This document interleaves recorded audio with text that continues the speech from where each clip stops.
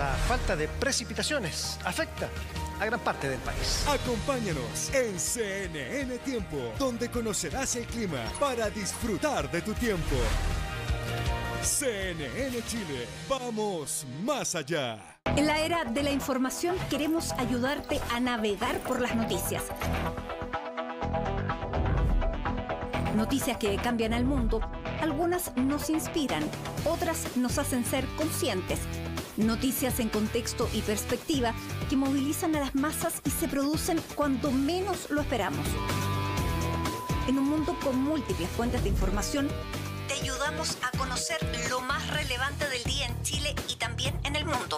Te invito a descubrir lo que hoy es noticia. Hoy es noticia con Matilde Burgos, de lunes a viernes a las 16:30 horas. CNN, vamos más allá.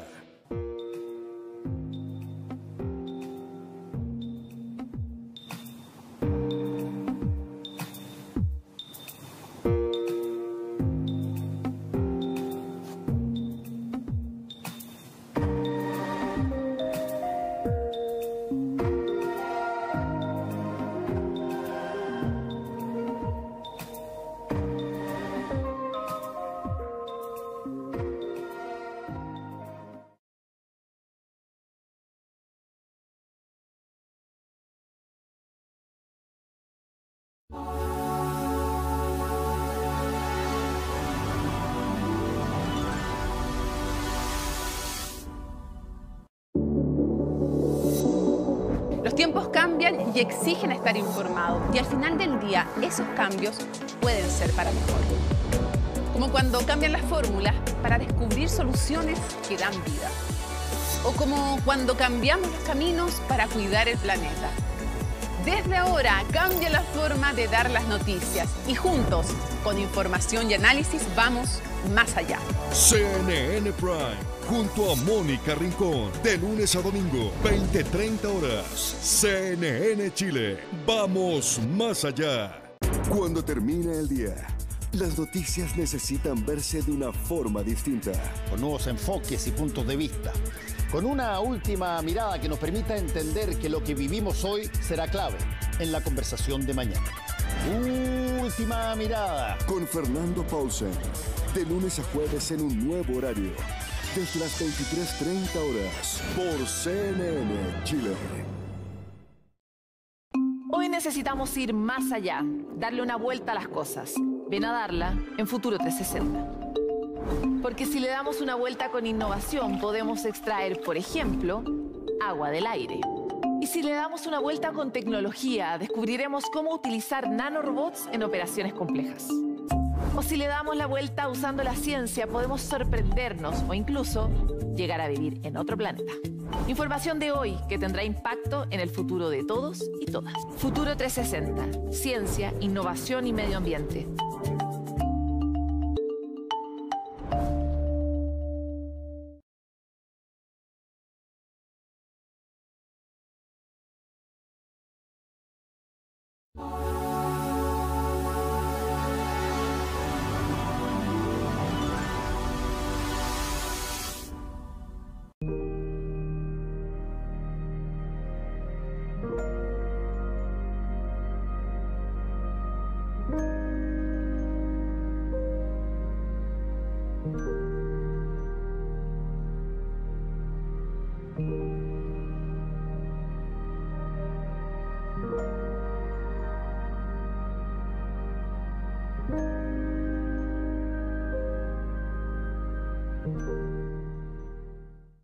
Para crecer, hay que opinar. Para opinar, hay que estar informado. Y si estamos informados, podemos debatir. Todos los acontecimientos y visiones que marcan nuestra actualidad. Aquí se debate, donde las opiniones son protagonistas. Lunes, 22:30 horas. CNN. Vamos más allá. Hoy más que nunca necesitamos una sociedad mucho más amigable con la salud mental. La manera en que nos tratamos tiene directa relación con nuestras emociones. Es por eso que en Sanamente nos preocupamos por elevar los niveles de amor por nosotros mismos y por quienes nos rodean. y de entregar herramientas concretas para sentirnos mejor. Empezar por el cuerpo y por las sensaciones es la forma, ¿no?, más directa de entrar en nuestra propia casa. A través de los buenos hábitos. Que me sirvió harto salir como de la rutina, no estar encerrado en 4 paredes. Incluso estar en la casa y no hacer nada lo considero últimamente como tiempo para mí. Junto a grandes expertos comprenderemos el complejo mundo de nuestras emociones. Tenemos oportunidades todo el tiempo, de verdad, de volver a conectar. Revisaremos episodios de la vida cotidiana de todos y todas para poder acompañarnos y crear comunidad. Un contenido enfocado 100% en el bienestar humano. Acompáñanos en esta nueva temporada de Sanamente. Todos los sábados a las 22 horas. CNN Chile. Vamos más allá. No olvides revisar todo nuestro contenido a través de la plataforma de YouTube, suscribiéndote al canal de CNN Chile y recibiendo notificaciones diariamente con nuestro contenido en tu móvil. En esta nueva temporada de Minería 360, nos encargamos de explorar profundo en las minas de información, encontrando datos e ideas también sobre la industria minera y relación con el desarrollo humano y económico en el mundo. Descubre las sorprendentes innovaciones tecnológicas que están modelando el futuro. Las noticias más relevantes sobre proyectos e inversión en el sector. Nuevas miradas para tener los pies bien puestos en tierra minera. La minería como nunca antes la has visto en Minería 360. Aquí, todos los sábados en CNN Chile.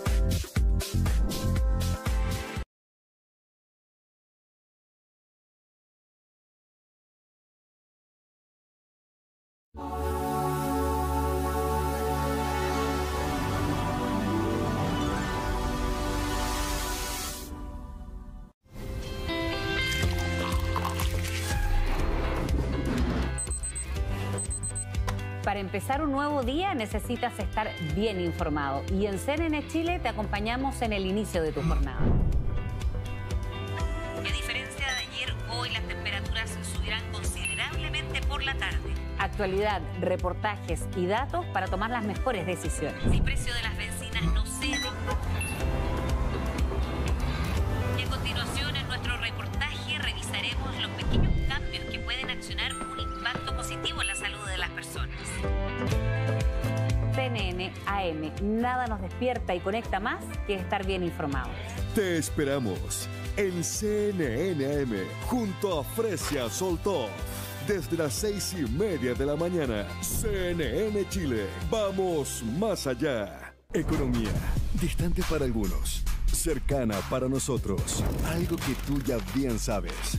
Siempre atento a indicadores. Capitán de tus inversiones. Del grupo de los informados.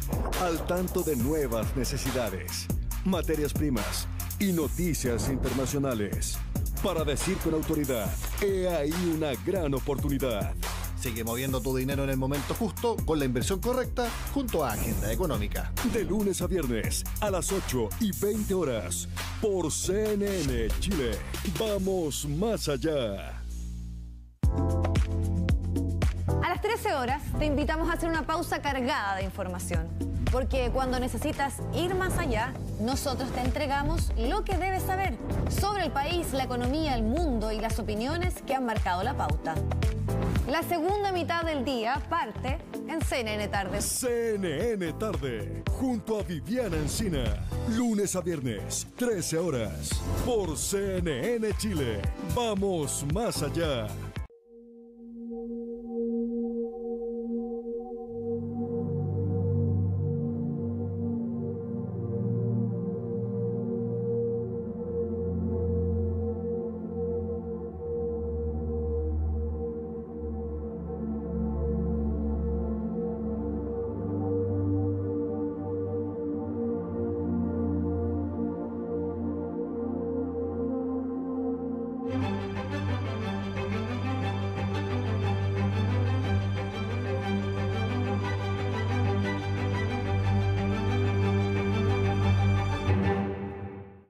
Tolerancia Cero es presentado por Mundo Empresas, tu negocio en la fibra del futuro.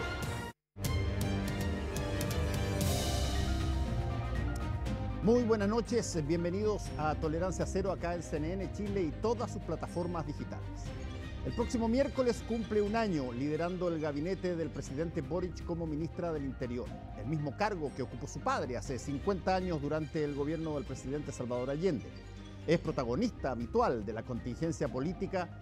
De su carácter y poder se ha hablado mucho, en especial en las últimas semanas en medio del intenso debate por la ley de usurpaciones que se ha dado en el Congreso. Hablamos obviamente de Carolina Toá Morales, ministra del Interior y Seguridad Pública, nuestra invitada de hoy. Agenda abierta y en directo, parte de inmediato, tolerancia cero.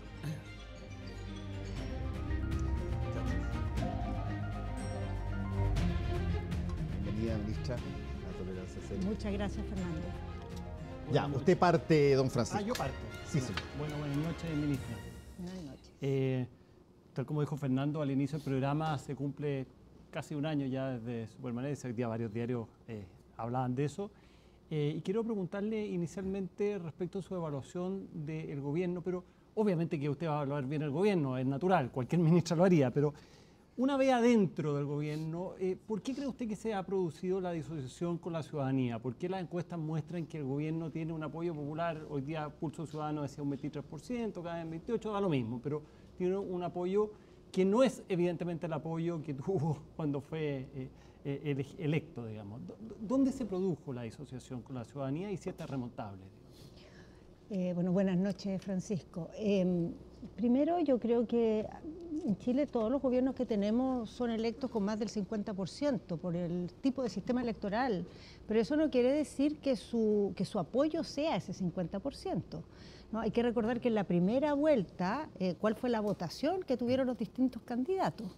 Y la verdad es que por el tipo de dinámica que estamos teniendo en la política chilena, lo que tiende a ver, lo que tiende a agrupar, digamos, a mover a la opinión pública, es muy frecuentemente los ciclos de crítica, ¿no? Pero cuesta mucho, ha costado hace mucho tiempo, desde mucho antes de este gobierno, generar apoyo, mayoría detrás de los proyectos de gobierno. Y eso yo creo que tiene que ver en gran parte con ciertas características que tiene nuestro sistema político, ¿no? Es un sistema que de alguna manera premia la fragmentación, es un sistema que premia muy poco la colaboración, es un sistema que premia el corto plazo. Bueno, eso también entra en las redes sociales, hay cosas, no todo podemos echarle la culpa al sistema político. Después, en respecto al apoyo del gobierno en la ciudadanía, yo creo que hay que poner esto en perspectiva también, ¿no? Todos los últimos gobiernos han tenido, después de ser electos, un desplome importante de su apoyo. Este no es el que ha tenido un desplome mayor, lejos. De los últimos tres, el que ha tenido el menor desplome. Pero el que lo ha tenido más rápido.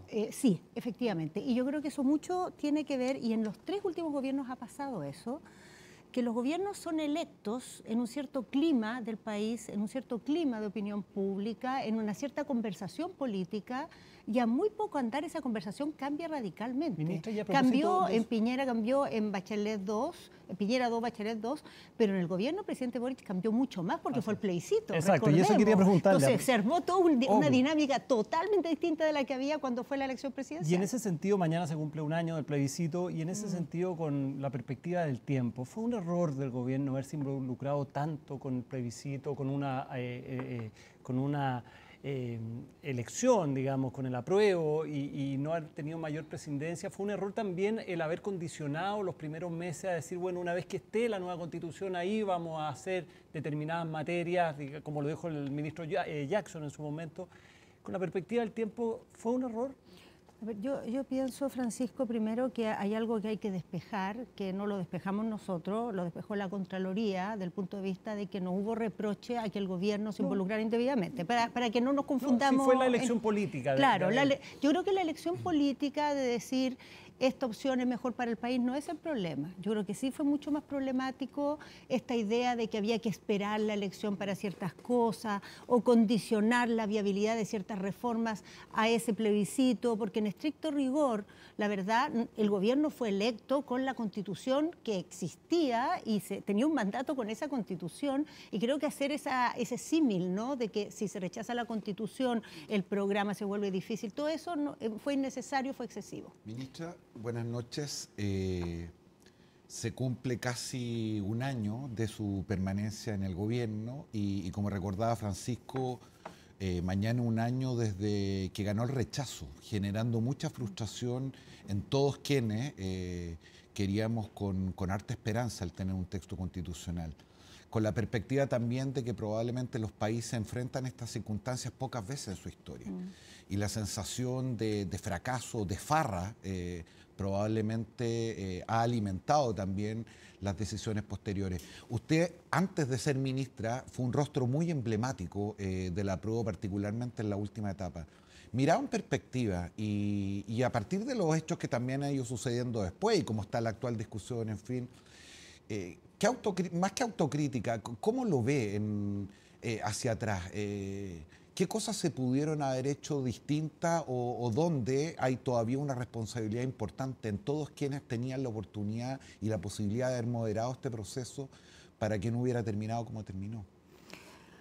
Bueno, primero, yo no me arrepiento en lo más mínimo de haber estado por la opción del apruebo. Había dos opciones, o sea, rechazo o apruebo, hay que recordar eso, o sea, aquí no había medias tintas y yo fui partidaria del apruebo y con las observaciones del caso, ¿no? Porque era parte de esa propuesta de aprobar y hacer modificaciones en ciertos aspectos problemáticos del texto, pero creo que sí es necesario hacer una crítica respecto de que durante el proceso, cuando se plantearon una serie de debates complejos y se constituyó una mayoría que hacía bastante difícil encontrar un texto, digamos, transversal que significara acuerdo de todos los sectores. Creo que hubo dentro de la convención sectores con los que más yo me siento muy cercana, que dieron esas peleas, quisieron ver que era un error extremar tanto ciertos puntos, pero creo que esa postura se debió haber hecho más dura y más nítida. O sea, hubo en algunos minutos donde estuvo en discusión la posibilidad de decir, si no se corrige esto, no vamos a concurrir. Y finalmente eso no pasó. Y creo que quizás se pudo haber jugado más con el hecho de que, a pesar de que no tenía mayoría ese sector, porque tuvo una representación bastante pequeña, mi partido en particular mínima, el PS un poco más, pero igual baja, pero igual había la posibilidad de decir, si nosotros igual no se construye el quórum, ¿no? Entonces creo que se pudo haber sido un poco más categórico en ese sentido. Ahora, así todo, yo siento un orgullo y agradecimiento del rol que tuvo el sector del que yo me siento identificada en la convención, porque creo que fue el que permitió que saliera un texto por el cual pudiéramos votar a prueba. O sea, yo voté a prueba con observaciones, pero voté a prueba pensando que ese era un texto con el que podíamos vivir y salir adelante y ir resolviendo los bemoles que tenía. Distinto hubiera sido si no hubiéramos tenido ese sector en la convención, porque ahí realmente hubieran primado ideas bastante complicadas como se discutieron en algún minuto. ¿Y cuánto de las consecuencias que eso tuvo en su familia política pertenencia, me refiero en general a los sectores más progresistas, a la distancia que tomó, por ejemplo, el expresidente Ricardo Lagos, respecto del cual usted fue una muy cercana colaboradora, y otros más de su propio mundo? ¿Ese es un quiebre que separó aguas de manera definitiva o cree usted que simplemente de forma transitoria? No creo. No creo que de manera definitiva, porque las cosas que han hecho de ese sector un actor en la política chilena son valores y principios y convicciones muy profundas que siguen ahí todas. Lo que a mí me llama la atención, ya que estamos en esto, es que últimamente en la política se ha instalado una manera de lidiar con las diferencias del pasado reciente, digamos, muy cargada por una subjetividad, por los humores, por los sentimientos, por la sensación de que en algún minuto esperas gestos que te aclaren, que te pidan perdón. Y yo creo que en política esas cosas son importantes, no les resto valor, pero es muy importante poner lo importante por delante, ¿no? Y cuando uno tiene un sentido de horizonte de país, comparte valores profundos, tiene que encontrar maneras de resolver esas diferencias que no te impidan trabajar, como se hizo en su época cuando fue el encuentro de la concertación, que ahí sí que había heridas del porte de una catedral, pero se dijo, esto es importante conformar mayoría, busquemos la manera de resolverla. Yo creo que a veces hoy día nos falta esa decisión, decir, tuvimos desacuerdos, pero es importante que trabajemos juntos, resolvámoslo de alguna manera y no nos quedemos trabados en esto, por favor. Antes de ir a otros temas de la contingencia para cerrar el constituyente, pero traerlo al proceso actual. Sentada en el mismo, no sé si en la misma silla, que está un poco compleja, pero... La silla está terrible, digamos, lo que el público sepa que mi silla baila. En algún momento sería Eso no es ninguna metáfora. No, literalmente, hasta rechina un poquito. Sí, le tocó de mala suerte, ministra, pero en fin, ya. Hecho ese punto, trayéndolo ahora, sentado en el mismo lugar, Ignacio Briones dijo que si el proceso constituyente seguía como iba, íbamos derecho para el fracaso. Como iba ahora. Sí, como iba ahora. Y él muy crítico de lo que se estaba haciendo. Y entonces quiero preguntarle si usted comparte ese diagnóstico y si valora el retiro de las enmiendas, de las 4 enmiendas que hizo el Partido Republicano. Sí. ¿Si eso quiebra en algo el curso o seguimos yendo derecho para el fracaso? Bueno, primero quiero dejar claro que yo soy de las personas que quisiera que este proceso nos condujera a aprobar una nueva constitución. O sea, no soy de las personas que está sobándose las manos a ver cómo la embarra el Partido Republicano para que fracase esto de nuevo y quedemos empatados. Porque creo que eso, desde el punto de vista del país, es muy costoso. Creo además que en la política llevamos varios, digamos, ciclos ya, en que repetimos los mismos errores. Viene un gobierno, comete un error, viene el siguiente, comete el mismo. Y no solo los gobiernos, ¿no? La opinión pública a veces comete los mismos errores, elige un gobierno, pues pide lo contrario de lo que es, como en un círculo, ¿no? Estamos en un círculo en muchas cosas. Y creo que existe el riesgo de que en el proceso constitucional pase eso, ¿no? Que de alguna manera la mayoría que se formó ahora, muy empujada por el Partido Republicano, que está jugando un poco el rol que en la vuelta anterior jugó el Partido de la Gente, lista del pueblo, pucha diablo, en la mezcolanza. Es que mucho dinamismo, el exceso de dinamismo trae estas confusiones. Sí, bueno, entonces creo que sería un gran error y yo espero que esta señal que se dio con esas 4 enmiendas sea parte también de una comprensión mayor de que aquí hay una oportunidad para todo el país, también para el Partido Republicano, para todos los sectores políticos, de superar, digamos, la discordia de la Constitución y centrarnos en otros debates, llegando a un acuerdo que es lo fundamental. No digo que no pueda tener algunos cambios, pero lo fundamental debería recoger lo que se logró en el grupo de expertos. Pero para entenderlo bien, ¿usted cree que con las enmiendas bajadas, que no fueron muy valoradas por el sector al que usted pertenece, con eso es suficiente para que no vayamos directo al fracaso, o si no son parte de gestos mayores, esto sigue corriendo el riesgo de fracasar? Mira, y de ser rechazado, básicamente? Yo creo, Mónica, que no me corresponde a mí hacer ese análisis, ¿no? Yo soy gobierno, no soy ni partido político, ni consejera constitucional. Lo que me corresponde es decir, sí, que nosotros como sector vemos una posibilidad todavía en el proceso constitucional. Yeah. No hemos renunciado a esa posibilidad. Y este gesto ayuda, pero hay que hacer una ponderación. O sea, ¿usted sí lo valora como gesto? Por supuesto que lo valoro, pero creo que se requiere, digamos, hay que, para empezar, cambiar un clima en el que estamos. El clima hace muy poco propicio, digamos, incluso que la ciudadanía valore este proceso. La ciudadanía está en un proceso de enajenarse por lo que ve, por lo que le transmitimos. Entonces, tampoco serviría de mucho que llegáramos a un gran acuerdo político para que la ciudadanía diga, ¿sabe qué? Tu acuerdo político me es inoponible, no me interesa. Y eso se lo genera el mismo mundo político con sus planteamientos, con su tono, con sus discursos. Exactamente. Ahora, para entender bien, para usted, dicho en algo no muy técnico, pero ¿por qué valora esta bajada de estas 4 enmiendas? No sé si la gente sabe, pero entre otras la de los 75 años, por ejemplo, el tema de los tratados internacionales, la categoría que se las dan. Se lo pregunto porque no sé si era tragable, no sé, por eso le digo que no es muy académico el texto, la palabra, pero no sé si era para usted aceptable una constitución con esas 4 enmiendas. Es que mira, hay un problema mayor, yo creo que hay un problema mayor, si entramos un poco más, digamos, al fondo. Yo creo que hay una parte de lo que se está empujando desde el Partido Republicano, que es la idea de que poniéndole ciertas cosas al texto que suenan bonito, así de buenas a primeras, se puede con eso lograr apoyo para aprobar el texto. Y esa manera de construir una constitución, por ejemplo, poniendo en el texto constitucional que no se van a cobrar contribuciones, es una manera, es una forma de enfrentar esto que yo creo que es equivocada. Al final las personas son más sensatas de lo que muchas veces se piensa en política. Y si se llega a un acuerdo que permite un texto decente, la ciudadanía lo va a percibir. No espera que le den 2 caramelos en la Constitución. No espera que la traten como si esto fuera un festival de regalitos. Entonces creo que también en eso hay que corregir el camino. Ministra, si es que no le gustara la Constitución al gobierno, digamos, igual va a informar como informó en el proceso pasado, igual va a poner un kiosco al fuera de la moneda, va a hacer lo mismo. No sé exactamente lo del kiosco, pero vamos a cumplir ese rol de información con la misma intensidad. No digo que exactamente con los mismos instrumentos, pero con la misma intensidad y con la misma prioridad. Hacemos una pequeña pausa, entre otras cosas, le vamos a arreglar su silla y volvemos aquí a Tolerancia Cero.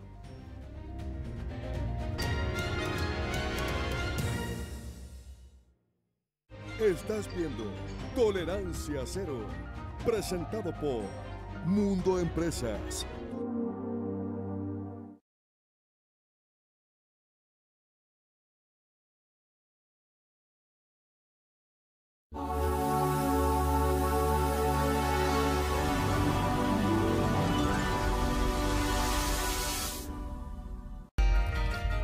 Qué lindo sería todo esto, pero con más color, como el desierto cuando está florido.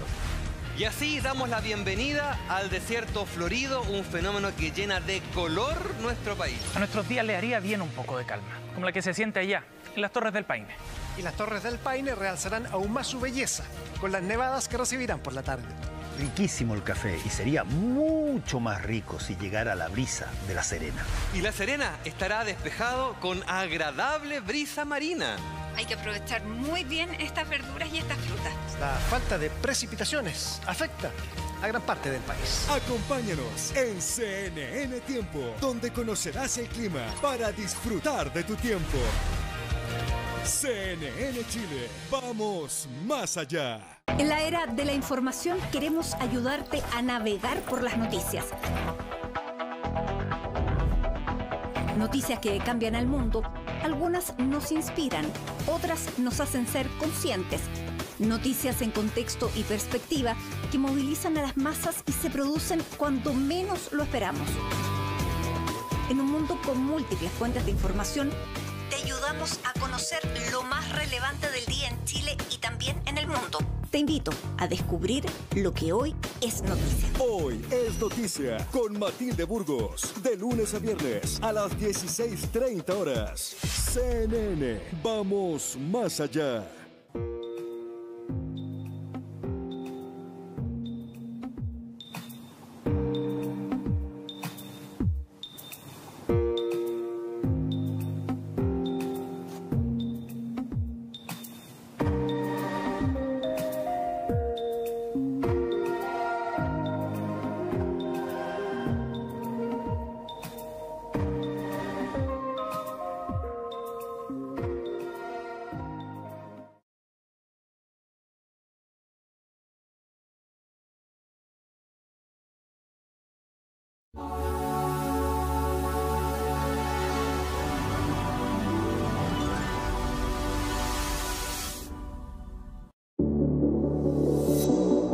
Los tiempos cambian y exigen estar informado. Y al final del día, esos cambios pueden ser para mejor. Como cuando cambian las fórmulas para descubrir soluciones que dan vida. O como cuando cambiamos los caminos para cuidar el planeta. Desde ahora cambia la forma de dar las noticias y juntos, con información y análisis, vamos más allá. CNN Prime, junto a Mónica Rincón, de lunes a domingo, 20:30 horas. CNN Chile, vamos más allá. Cuando termina el día, las noticias necesitan verse de una forma distinta. Con nuevos enfoques y puntos de vista. Con una última mirada que nos permita entender que lo que vivimos hoy será clave en la conversación de mañana. Última mirada. Con Fernando Paulsen, de lunes a jueves en un nuevo horario. Desde las 23:30 horas, por CNN Chile. Hoy necesitamos ir más allá, darle una vuelta a las cosas. Ven a darla en Futuro 360. Porque si le damos una vuelta con innovación, podemos extraer, por ejemplo... Del Interior. Ministra, quiero preguntarle muy específicamente, ¿qué tanto la coyuntura del día a día, de las cosas que pasan o que no pasan y que debieran pasar, pero qué tanto de la coyuntura influye, por ejemplo, en esta suerte de péndulo de la ciudadanía para ver cómo se va a votar? ¿Qué tanto, por ejemplo, y le doy algunos, qué tanto el caso convenios puede significar una cosa nada que ver cómo va a ser la próxima constitución? ¿Qué tanto los distintos condoros que han habido y que incluso el propio gobierno ha explicado? ¿Qué tanto las frases complejas que son difíciles de entender? Lo acaba de hacer el propio presidente pidiendo excusas a la persona que se suicidó y que participó del crimen de Víctor Jara. Por ejemplo, ¿qué tanto la falta de proyectos de ley que ustedes impusieron con mucha fuerza y que yo creo que la gente estaba muy a favor de aquello, no han podido salir todavía?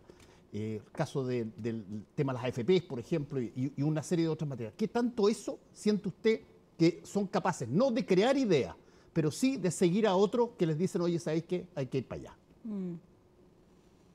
Sí. cuesta responder esa pregunta, Fernando, porque hay cosas que pasan que son propias de nuestra dinámica política y hay cosas que pasan que son propias de la era en que estamos, de lo que nos traen las redes sociales, cómo se ha cortado el tiempo. Pero lo pondría de la siguiente manera. Yo creo que nosotros en Chile somos un país que tenemos como al frente posibilidades muy importantes. Somos un país que por razones de la vida, muchas de ellas por fortuna, pero otras también por ciertas fortalezas que tenemos, hemos quedado en un pie después de un periodo muy complejo que nos permite mirar el futuro con expectativas bien positivas. Tenemos posibilidades económicas enormes, producto de los recursos que hoy día en el tipo de economía que estamos teniendo tienen un enorme potencial, como es el litio y el hidrógeno verde. Nuestros dramas con la Constitución, como hablábamos recién, nos han puesto a prueba y han mostrado que somos capaces, ante situaciones muy difíciles, de mantener nuestra institucionalidad y de ser, digamos, resilientes y buscar un nuevo camino una y otra vez para salir de este desencuentro que tenemos en torno a la Constitución. Nos hemos repuesto de lo que fue el momento económico malo que vino después de la crisis, digamos, del COVID. También nos hemos repuesto del COVID mismo, de una manera que en el mundo entero miran con gran expectativa. Pero a nosotros nos cuesta mucho conectarnos en las posibilidades del país porque tenemos una conversación que está entrampada en la polémica, en el corto plazo, en la sobrereacción al último episodio del momento, y insisto mucho en esto del corto plazo, porque muchos de los problemas que salen producto de las polémicas son problemas reales. El problema es que cuando uno los trata con esta lógica de corto plazo, tampoco los trata realmente.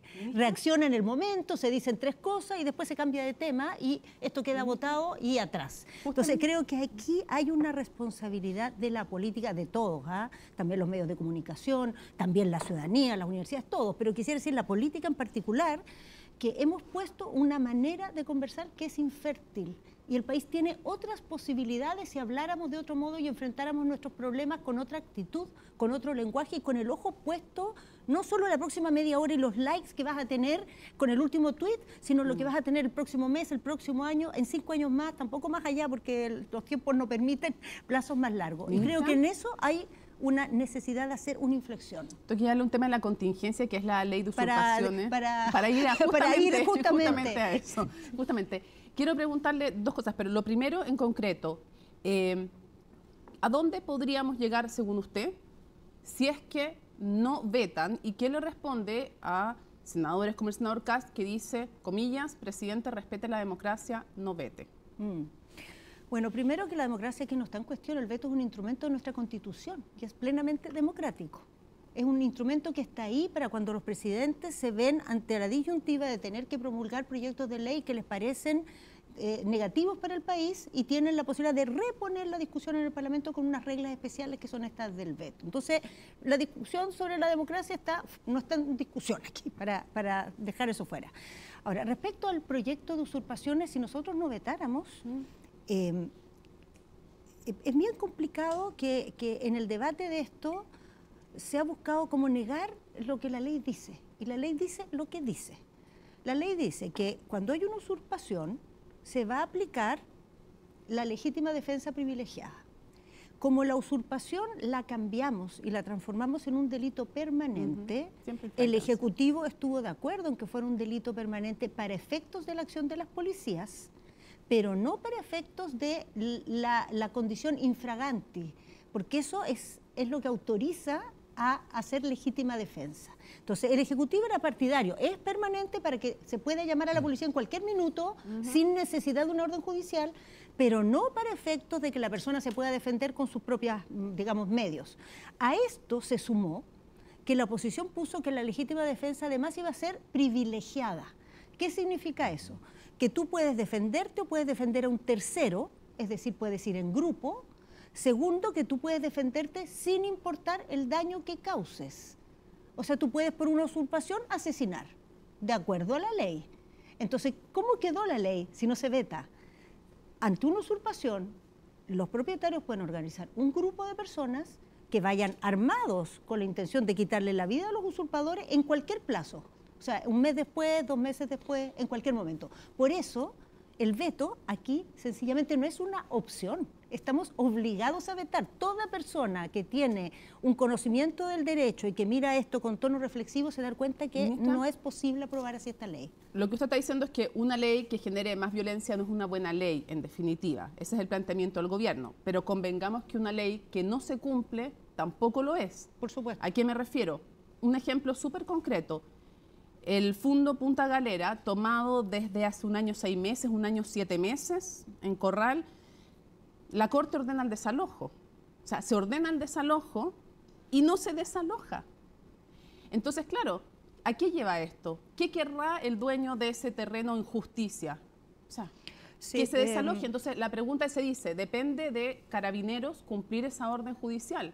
Entonces yo le pregunto quién es la jefa de Carabineros, ¿por qué no se desaloja si está la orden? Porque eso obviamente que provoca un daño en el derecho de propiedad de esas personas, como ha ocurrido en otras veces y hemos terminado incluso sancionados como Estado. Sí, a ver, primero hay que decir que esto que el gobierno quiere vetar de este proyecto no significa que el gobierno quiera desentenderse del proyecto. La ley de usurpaciones hay que cambiarla, porque efectivamente hay esas situaciones. Ya, pero en este caso hay una orden judicial. Sí, pero por eso quiero explicar lo que pasa, porque ¿qué es lo que quiere cambiar el gobierno?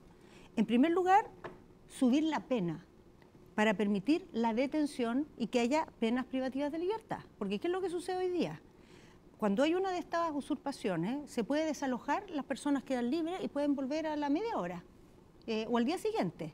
Entonces se arman unas dinámicas recurrentes que hacen que la acción policial es, digamos, inconducente. En segundo lugar, como pasado el momento infragante, y que actualmente son 12 horas, con la propuesta que estamos empujando va a ser permanente, entonces ahí el desalojo se tiene que hacer después de una orden judicial. Entonces, ¿qué es lo que pasa? En el camino, como se demora, entonces las personas que están adentro se instalan, generan condiciones que hacen más riesgoso el desalojo. Entonces, ¿por qué hay que cambiar la ley? Precisamente porque pasa esto. Pero y a eso voy a sumar, Mónica. Sí, porque lo que quiero pedir es que me responda por qué en este caso no se ha desalojado si está la orden. Por la razón que estoy diciendo, porque la razón que esto es una evaluación que hacen las policías, que ven que esto va a ser peligro. Sí, pero esta evaluación la hacen las policías, no la hace es una evaluación técnica. ¿Y usted le parece bien que no hayan desalojado? No, no me parece nunca bien, nunca. Por eso nosotros hemos desalojado más que nunca en este periodo. Y no solo hemos desalojado, Mónica, yo creo que es importante que se sepa, porque se dicen muchas cosas en los debates, que, bueno, esta cuestión no funciona, pero el año 2021, el año anterior de que nuestro gobierno entrara, hubo más de 200 usurpaciones en la macrozona sur. El año pasado, primer año del gobierno del presidente Boric, hubo 100. Este año van 34. A esta altura del año, estoy comparando periodos del año equivalente. Entonces, nosotros hemos sido un gobierno muy activo en parar las usurpaciones. De 200 y tantas en esta fecha, hemos pasado a 30 y tantas. Ministra, porque no hemos sido indiferentes y hemos sido efectivos en ir parando esto que estaba instalado como un ejercicio habitual prácticamente en la zona. Ministra, el programa de Gabriel Boric en la primera vuelta tenía puesto que no habrá desalojos de terreno sin solución habitacional para la familia. En la segunda vuelta se modera un poco, pero dice que siempre el diálogo va a estar por sobre el desalojo, y se habló aquí mismo en Tolerancia Cero cuando el presidente estaba electo, habló de los desalojos siempre conversados y que las fuerzas... ¿Cómo ha visto el cambio al interior del gobierno? ¿Están convencidos? Una cosa es su postura, que ha sido muy clara, pero el gobierno en sí mismo, la coalición, Apruebo Dignidad, hoy día está convencida porque en la votación se vio que no siguió al gobierno en todos los puntos, digamos. A ver, primero el gobierno está promoviendo este proyecto de usurpaciones porque creemos que la dinámica que ha tomado esto es perniciosa. Y el mismo proyecto, y en eso hay acuerdo, no solo el gobierno, también la oposición, diferencia la legislación respecto a las tomas que son problemas sociales, donde hay familias viviendo, producto de un problema de vivienda histórico. Lo que ha pasado, Francisco, es que lo que nosotros conocíamos como las tomas que hacían las familias que no tenían casa, con las cuales se construyó gran parte de nuestras ciudades se armaron así, a punta de tomas de personas sin casa. Sin embargo, hoy día lo que tenemos es un fenómeno distinto. Tenemos que gran parte de esas tomas las organizan unos especuladores que a la gente le cobran por estar en la toma, que muchas veces no solo les cobran, sino que los estafan, les dicen, le estoy vendiendo el terreno, en realidad están vendiendo un terreno que no es de ellos. Ahora. Sí, eso viene de antes también. Eso fue denunciado largamente por mucho tiempo. Eso empezó a crecer, Francisco, en los últimos 8 años. Los últimos 8 años se transformó en la regla general. Antes había cosas excepcionales. Hoy día, las tomas nuevas que hay habitualmente están llevadas a cabo por uno de estos operadores que tiene esta lógica de negocio y que lucra con la toma. Y a eso se sumó un tipo de toma que hay hoy día, que es de otro tipo, que son tomas, por ejemplo, para segunda vivienda, tomas para casa en la playa y todo tipo de negociados y de mafia. ¿Por qué el oficialismo no acompañó al gobierno? No, es que no fue así. A ver, el oficialismo, cuando fue la votación el otro día, votó entero alineado con nosotros y esa votación se perdió. Se perdió. Una vez que se perdió y se vio que de ahí en adelante ya no íbamos a ganar ninguno de los puntos, se provocó el desbande, efectivamente. Muy mal por el desbande, no lo voy a celebrar, pero estaba esa disposición de votar favorablemente para dejar el proyecto bien. Una vez que se vio que no había ninguna manera, se provocó un desorden efectivamente y cada sector votó de un modo distinto, bastante desordenado. Pero también, ministra, algo de procedimiento que tiene que ver con lo que le preguntaba Francisco. A ver, está claro su punto y el del gobierno. Una cosa es que una determinada familia frente a una toma inminente repele haciendo uso de la legítima defensa privilegiada. Una cosa distinta es que después de 3 meses tomar un sitio, venga una turba con los propietarios y se agarran a balas. No, y con terceros. Tú puedes, o sea, teóricamente con esta ley si quedara así, tú podrías contratar gente.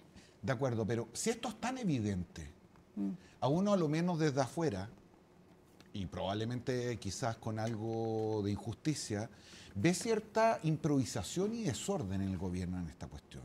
Esto pasó con la ley Naín Retamal, pasó ahora, la sensación de que solo al final, en la víspera de la publicación o cuando se dan cuenta o hay un punto que se transforma en una cuestión fundamental. De hecho... ¿Por esto? ¿Por el tema de la legítima defensa? No, en general, respecto de cuestiones que han sido sentidas e importantes para la coalición. Por ejemplo, si es tan evidente lo que usted describe, que yo creo que lo es, perfectamente con una coalición más ordenada se puede recurrir al Tribunal Constitucional de manera preventiva, porque una figura como la que usted está describiendo evidentemente vulnera derechos y garantías individuales. ¿Por qué había que esperar hasta el final para tener que someterse al veto con todos los quórums que eso significa y la posibilidad incluso de perder? A ver, yo en esto creo que lo que dice Jorge no es correcto. O sea, este proyecto desde el primer día, cuando se votó en el Senado y le pusieron estas indicaciones, el Ejecutivo hizo su objeción.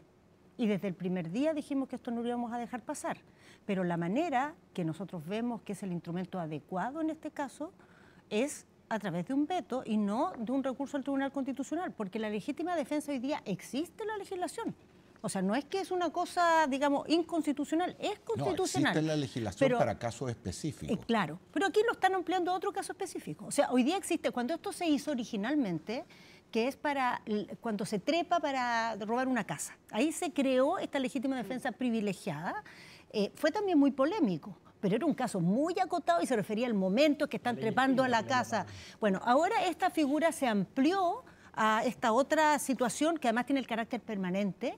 El trepamiento es en el momento del trepamiento, cuando están asaltando la casa, en cambio esto es permanente. Entonces, la evaluación del Ejecutivo siempre fue que la manera de detener esto era a través del veto y siempre pensamos y confiamos, porque conversamos con todas las bancadas, que las objeciones que todo el mundo tenía, porque en la conversación todos te reconocen que esto así como está no puede ser. Entonces siempre pensamos que iba a haber un momento en que iba a haber disposición a arreglarlo, pero no lo hubo en la Cámara, no lo hubo en el Senado y bueno, vamos a tener que ir al veto. Ya, pero usted dice que, preferían el veto Además, algo más, quiero decir algo más.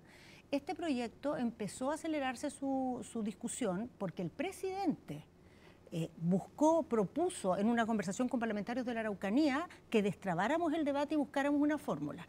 Y se entendió que el destrabamiento era este carácter infragante y para el efecto policial, para hacer permanente el delito y también para dejar fuera a los campamentos ya instalados. En eso había acuerdo originalmente. Lo que no entiendo en este cálculo es que puede ser muy razonable preferir el camino del veto y no el de la acción ante el Tribunal Constitucional, pero si perdieron en la votación, ¿qué esperanza tiene usted particularmente de que la van a lograr para efectos de imponer el veto? Ahí depende la técnica del veto, pero el veto lo que significa es que si el gobierno insiste en que no está bien el proyecto como está, la única manera que tiene el Parlamento en afirmarlo en estos términos es con 2/3. Entonces hay más de 1/3 para vetar el proyecto. Debiera poderse vetar. El problema es la técnica legislativa, porque sacar lo que está malo es posible. El problema es que no queremos que lo bueno se pierda en la pasada. Entonces hay que encontrar una técnica de veto que nos permita salvar lo bueno y deshacernos de lo malo. Perdón, ministra, antes de terminar el tema y pasar a otro, le quiero hacer una pregunta sobre esto. Cualquiera que haya tenido contacto, ya sea porque conocía gente o porque estuvo preso, entiende que las personas que delinquen conocen bastante mejor la ley de lo que la gente cree. Y aquí hay una situación que le pregunto muy directamente si es que se ha evaluado. Cuando tú dices que eventualmente alguien, o propone alguien, que eventualmente puede usar armamento para defenderse de este tipo de cosas, ¿cuál es la probabilidad de que todo lo que hoy día son banderitas y personas que llegan y que se toman la casa, bueno, lleguen sabiendo sabiendo que están armados, lleguen armados y después tenga que dar la crema porque hay muertos entre medio? Sí, pues efectivamente, sí, ese es el problema, que esto es una invitación a resolver esto por las manos y por las armas. Por eso hay que vetarlo. Ahora, dicho eso, quiero insistir en lo anterior. La ley como está tiene problemas, porque genera situaciones como las que decía Mónica. O sea, llega un momento en que es tan conflictivo hacer un desalojo de unas personas que están instaladas, que pueden estar esperando con una actitud violenta y que va a haber que sacarlas y dejarlas libres y se van a poder tomar el lugar al día siguiente. Cuando son zonas apartadas es mucho más complejo. Claramente la ley hay que cambiarla y el Ejecutivo está por cambiarla, pero por cambiarla de una manera que fortalezca el derecho, no que promueva el salvajismo. La quiero cambiar de tema. Cambiemos de tema. La izquierda ha sido fue muy dura con Sebastián Piñera cuando fue presidente, lo acusó constitucionalmente 2 veces. El propio presidente Boric, de hecho, si hoy día uno revisa su Twitter, tiene cosas muy duras contra Piñera. Y sin embargo ha hecho 2 gestos en el último mes. Lo subió al avión, camino a Paraguay, ¿cierto? Y ahora lo invitó. ¿Cómo se explica qué está detrás? ¿Cuál es el gesto que se quiere hacer invitando o reconciliándose o llamémoslo como llamemos lo que se ha hecho con Piñera? A ver, 2 cosas, Francisco. Primero, Chile tiene una tradición republicana de respeto y amistad cívica con los expresidentes que enhorabuena se conserva, ¿no? Y creo que eso es importante y es valioso y no es una novedad, por decirlo así.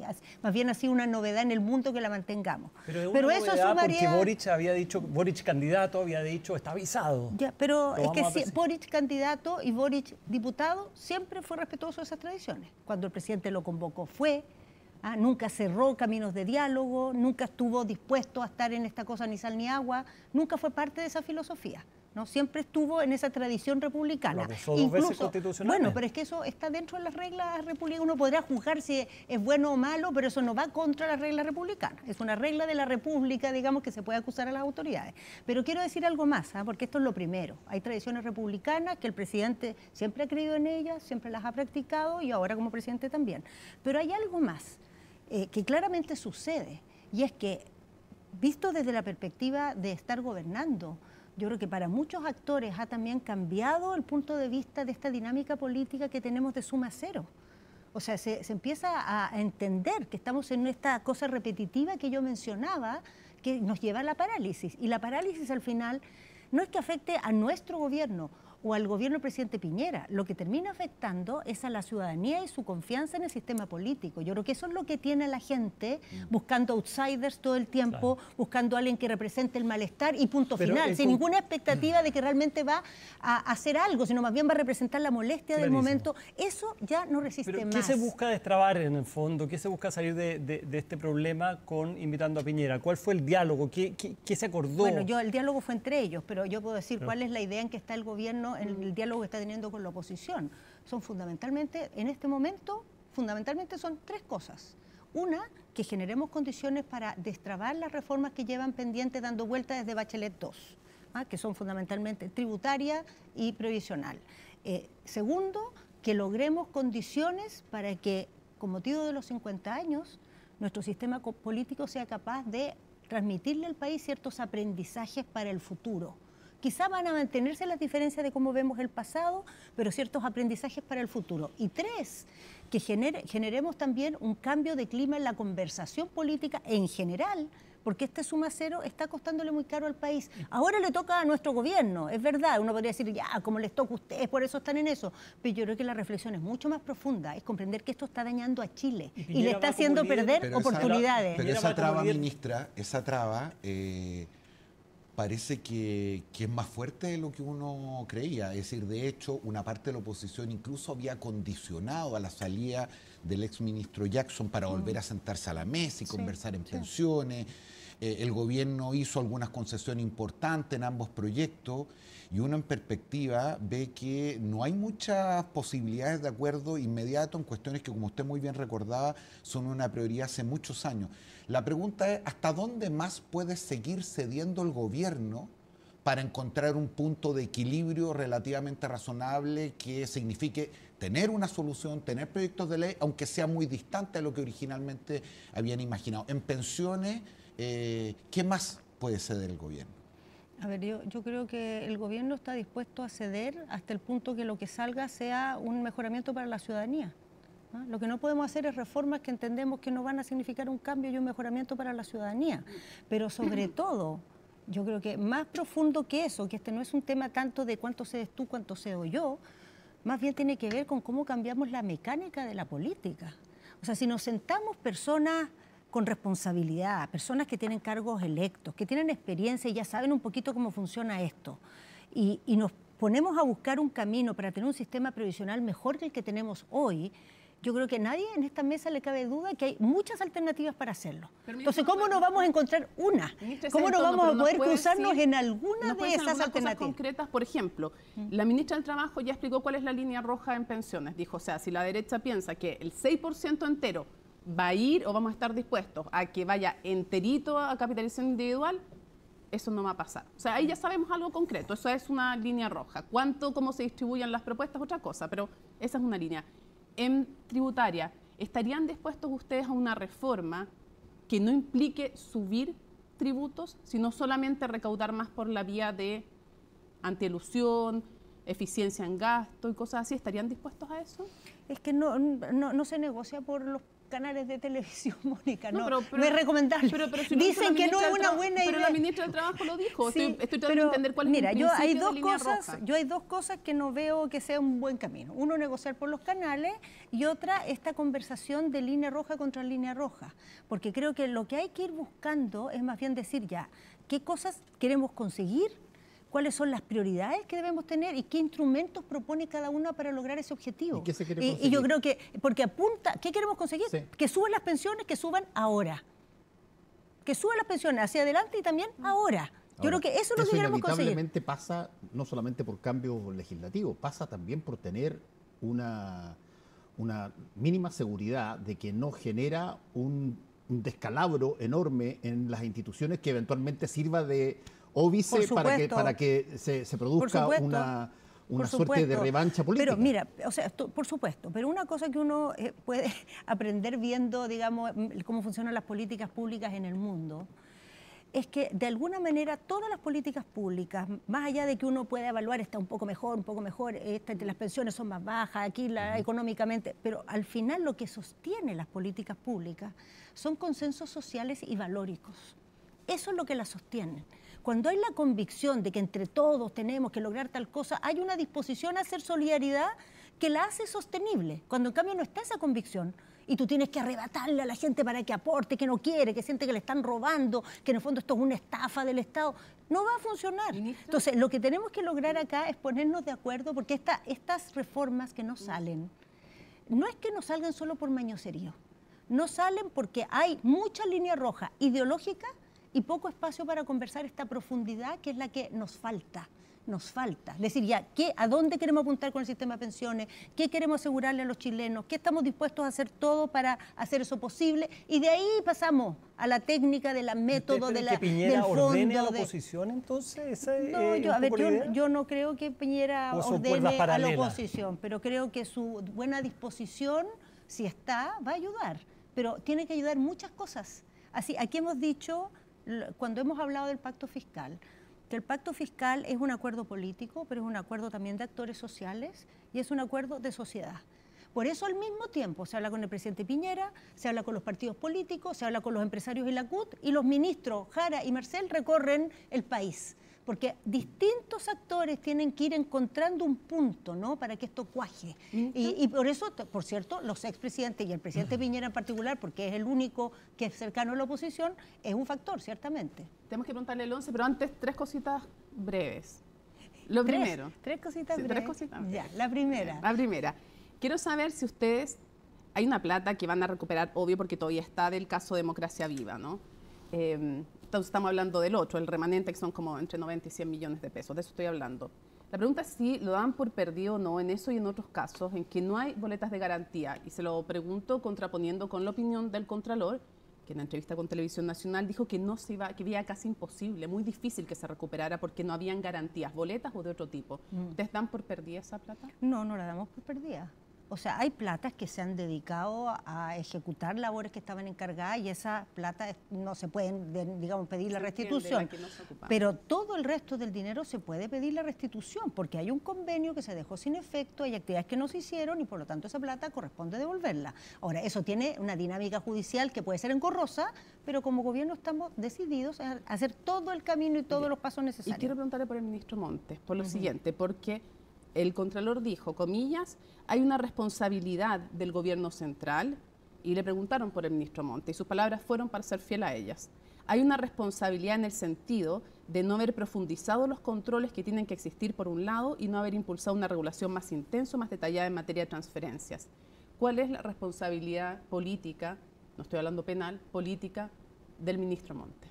Yo creo que la responsabilidad la ha ejercido plenamente, tomando... No haciéndose antes, para que se hayan producido estos casos, pero a ver, no después de producidos. Los ministerios funcionan de la siguiente manera. Tienen una autoridad política, que es la que da conducción al ministerio, y tienen un jefe de servicio, que es el que se encarga de la administración del ministerio, que es la subsecretaria o el subsecretario.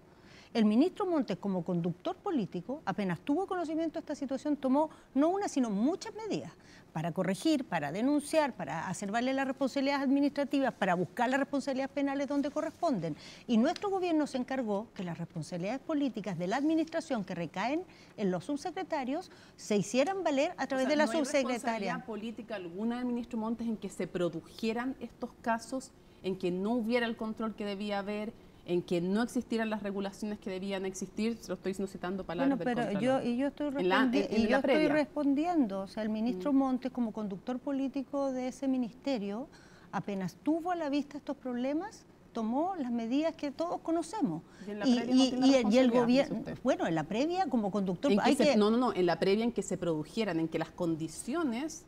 A ver, yo creo que eso es interesante, porque toda esta modalidad laxa que tenía esto no fue una creación del ministro Montes. Pero se siguió mientras está bien, pero está bien, pero los ministros en general, cuando asumen un servicio que está funcionando, de esas dimensiones también, lo que se tienen que preocupar es que funcione correctamente, y para eso tiene un encargado administrativo que es el subsecretario, y muy difícilmente cada una de las innumerables partidas la revisa directamente el presidente. Eso no se le puede pedir que haga eso, el ministro. Pues si hubiera sido una creación del ministro y uno hubiera dicho, el ministro creó esta glosa y dijo, hagámosla bien suelta, sería distinto, pero esta glosa ya venía aprobada. Ya estaba en el presupuesto cuando él llegó. Entonces fue simplemente la reproducción de algo que ya estaba ahí. Usted hace un rato hablaba, a propósito del tema del pacto fiscal, de la importancia de reponer una conversación más de largo aliento, donde ponemos los principios por delante, y uno de los principios evidentemente tiene que ver con el buen uso de los recursos. ¿Cuánto ha golpeado, con la mayor sinceridad que nos pueda contestar, el caso Fundaciones al gobierno, justamente en discusiones como, por ejemplo, la del pacto tributario? Porque, claro, en la expectativa, más allá de las dificultades legislativas, de tener mayor inversión social en infraestructura, en vivienda, en educación, en salud, la sensación de que se estaban malgastando o despilfarrando los recursos parece muy extendida en la población. A ver, primero yo creo que esta conversación que decía que se requiere con más perspectiva de plazo no es una conversación para el largo plazo.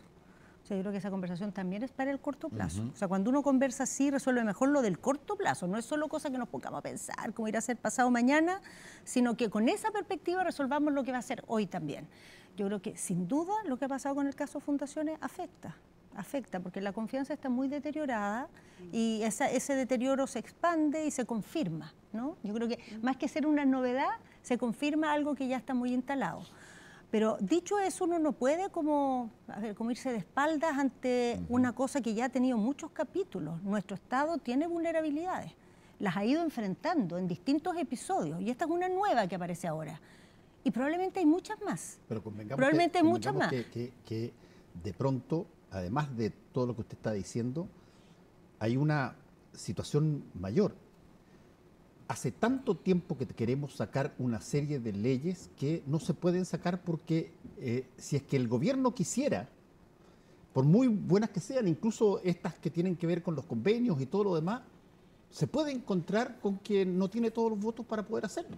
Bueno, que es un problema adicional, ¿no? Adicional, pero es fundamental. Sí, es fundamental y creo que es parte del problema de nuestro sistema político, que de alguna manera nos facilita que haya mayorías coherentes, pero además nos premia la colaboración.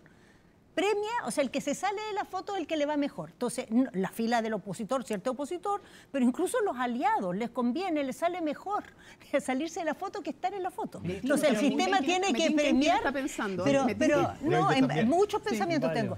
Pero quiero seguir en lo de Jorge, un poco más, no hacerle el quite, porque yo creo que aquí lo que salió a la luz con el caso Convenios es una situación que hay que mirarla más allá de escandalizarse. Yo creo que nosotros tendemos a escandalizarnos, como a abrir los ojos en lugar de decir, ya, ¿por qué pasó esto? ¿Por qué pasó esto realmente? Pasó porque con la perspectiva de hacer algo que se hiciera cargo de la complejidad de los campamentos, se dijo, trabajemos aquí con organizaciones sin fines de lucro, que son buenas, que no andan haciendo negocio, abrámosles la puerta, hagámoslo bien flexible, porque es difícil trabajar en los campamentos, porque casi todo es irregular, es informal. Entonces el Estado tiene muchas limitaciones, la ley no le permite invertir en condiciones de informalidad. Entonces, para hacer esto, digamos, ágil y sin mayor riesgo, hagámoslo con organizaciones de la sociedad civil y hagámoslo bien flexible. Entonces, es un acto, un voluntarismo que de alguna manera peca de ingenuidad. Porque cuando hay mucha plata y hay laxitud, se va a meter la corrupción. Ministra, tarde o temprano se va a meter y yo creo que eso es algo que hay que aprender. El control del Estado tiene que ser una norma, siempre, en cualquier circunstancia. Nos queda muy poco tiempo y... Y Mónica alcanzó a decir uno de los... Sí, no, pero las tengo guardadas, están ahí, están guardadas. Nos queda muy poco tiempo y es inevitable hablar del 11 de septiembre, ¿cierto? Estamos a puerta. Y quiero preguntarle, el presidente hizo unas declaraciones, ¿cierto? Que el ambiente estaba muy eléctrico, más allá de lo que haya querido decir, da lo mismo, pero ¿con qué sensación usted está ahora que nos aproximamos a la semana del 11 de septiembre? Han existido críticas de diversos sectores, hubo la salida de Patricio Fernández, han salido los ministros de Cultura, es decir, se ha generado una cierta complejidad para llegar a esto. ¿Y con qué sensación está usted, además que la toca además personalmente y familiarmente? Evidentemente que esto tiene una doble dimensión, una política y una personal. ¿Cómo llegamos como país a este 11 de septiembre? O sea, primero, Francisco, yo creo que no puedo dejar de decir, digamos, si me lo planteas en esos términos, que esta conmemoración ha tenido un elemento igual doloroso, porque todas las conmemoraciones anteriores yo las recuerdo todas, incluso cuando se cumplieron 10 años del golpe, que estábamos todavía en dictadura. En todas las conmemoraciones, la sensación que yo percibí es que como sociedad dábamos un paso a favor de decir las violaciones a los derechos humanos no pueden ser, el vulnerar la democracia no puede ser, íbamos sumando, digamos, apoyo a esas ideas.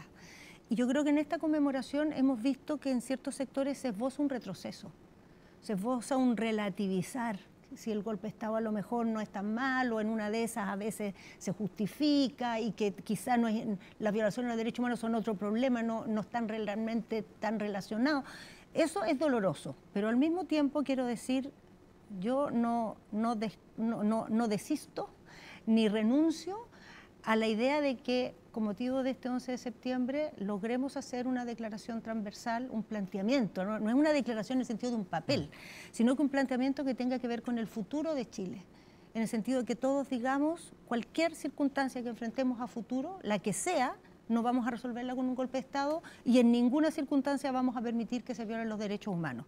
Ese, como gobierno, ha sido el norte que ha marcado lo que hemos hecho. Es verdad que hay momentos que se arma una tensión por una cosa, por otra, pero si tú vas a la sustancia en qué ha consistido el programa de los 50 años, en qué ha consistido el discurso que el presidente ha esbozado desde el primer momento, la forma en que ha planteado que no podemos, digamos, encontrar un punto común para mirar la historia, pero sí podemos encontrar un punto común para mirar el futuro. La forma también en que han estado organizadas las conmemoraciones, lo que ha visto todo el mundo en los medios de comunicación estos días, con lo que estamos poniendo en conversación con esta, digamos, campaña comunicacional.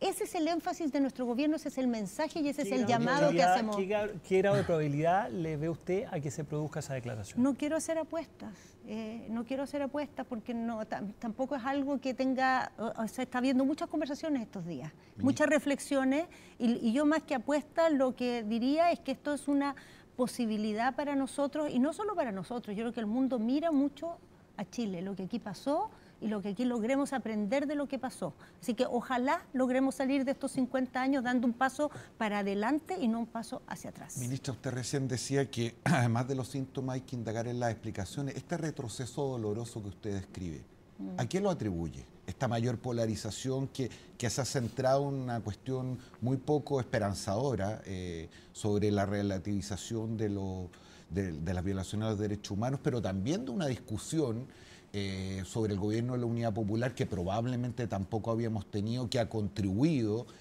a poner esto en dos polos. ¿A qué se debe que esté tan eléctrico, por ocupar la expresión del presidente de la República, el ambiente? Bueno, yo creo que estamos viviendo en el mundo una ola que dice a los problemas de la democracia no está tan claro que se responde con más democracia, ¿no? Que pone en duda que esa es una receta tan unívoca. Y lo que, digamos, estamos insistiendo nosotros acá en este llamado es a que sea unívoca. O sea, los problemas de la democracia con más democracia. Y hoy día estamos viendo en el mundo que eso está frágil.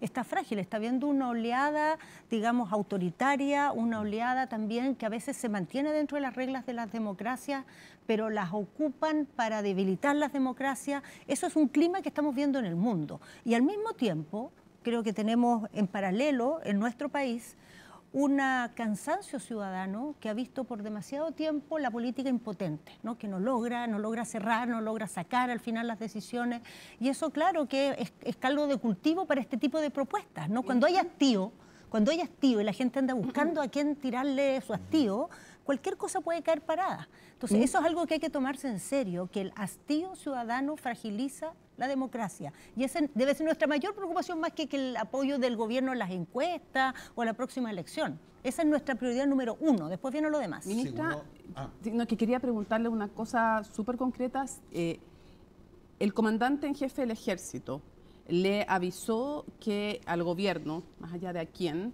que iba al funeral de Héctor Chacón, condenado por el crimen de Víctor Jara, que se suicidó y sobre el cual se armó toda la polémica por las palabras del presidente de la República. ¿Les avisó?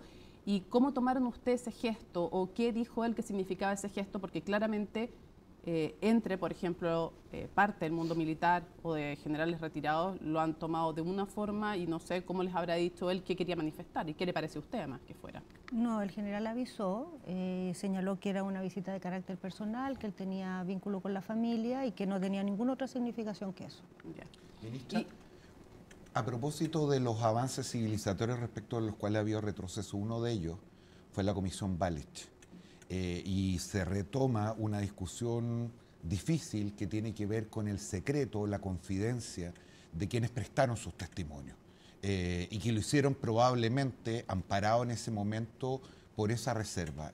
¿Qué opinión tiene el gobierno respecto a la posibilidad de que años después, décadas después, esa reserva se levante en ese informe? ¿Y cómo eso convive con la reserva o con el secreto que pidieron las personas que prestaron su testimonio? Bueno, primero diría que ha sido muy triste que una iniciativa que fue tan importante como la Comisión Balich, que se hizo cargo en esa época de un tema que no estaba cubierto, que era la prisión política, la tortura, haya estado siempre en cuestión por este tema del secreto. El secreto se instauró en ese momento para proteger a quienes dieron su testimonio, que en muchos casos no querían darlo a conocer públicamente. Y la técnica con que se hizo fue tal que las personas que están en el informe Valech pueden pedir sus carpetas y la pueden entregar a una investigación, a un medio de comunicación, pueden hacer lo que quieran con sus carpetas. Su opinión. Lógico, es su testimonio, es su historia, pero no hay una modalidad, no quedó resuelta una modalidad por la cual si alguien necesita de esa carpeta para, por ejemplo, una investigación, el sistema automatice una solicitud al titular para que autorice que se ocupe la información. Eso es lo que vamos a buscar destrabar con esta ley. No es que se va a hacer públicos los informes, sino que se va a permitir que para efectos de las investigaciones o del plan de búsqueda se pueda decir, necesitamos tales carpetas, consulten a los titulares si están de acuerdo y si lo están, se va a dar acceso a la carpeta. Y yo espero que esto cierre... Siempre va a seguir siendo de las personas. Exactamente. Pero la modalidad, porque hoy día la persona puede ir su carpeta, pero no puede ir un tercero, o más bien tendría que averiguar quién es la persona, conseguir ubicarla. Ahora el sistema de la Comisión Valech va a ubicar al titular, va a decir, se está solicitando su carpeta, autoriza, y se autoriza, se va a poder entregar. A su heredero en este caso. Claro, exactamente, porque en muchos casos ya no están las personas con nosotros. Quisiera para cerrar con otro tema completamente distinto, porque como usted hablaba del avance de la derecha más extrema, me acordé que en la entrevista que hizo Matilde Burgos a la expresidenta Bachelet por los 50 años, nuestro ciclo, aprovecho a hacer la propaganda correspondiente a nuestro ciclo de 50 años. No, pero me hacía una pregunta de fondo. ¿Usted es de esas personas como Michelle Bachelet que preferiría, porque su nombre ya no es ni un secreto, está dentro de las posibilidades presidenciales, está siendo mencionado, y yo sé que falta mucho, pero la pregunta sigue siendo válida igual por el fenómeno que usted misma recuerda? ¿Usted preferiría también, como la expresidenta Bachelet, no estar frente a la disyuntiva de tener que ser la carta a la que se le pida postular a la presidencia como la única alternativa para enfrentar a un candidato no de la derecha más tradicional en Chile? ¿Estaría usted disponible? ¿Le gustaría que ojalá no le tocara? Sí, primero yo creo que estas cosas no te tocan.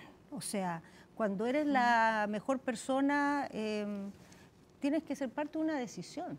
¿No? Son decisiones que se toman en las que uno participa. Nunca estás obligado a ser candidato presidencial.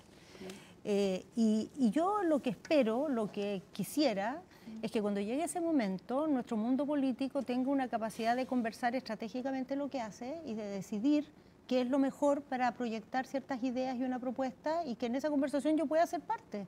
O sea, y daré mi opinión. ¿Usted estaría disponible es que se lo pidieran y fuera parte de esa conversación? Mónica, es que si lo pidieran, es que eso es lo que encuentro yo que es una cosa medio... Se lo pidieran, eso es como una especie de cuentos del tío.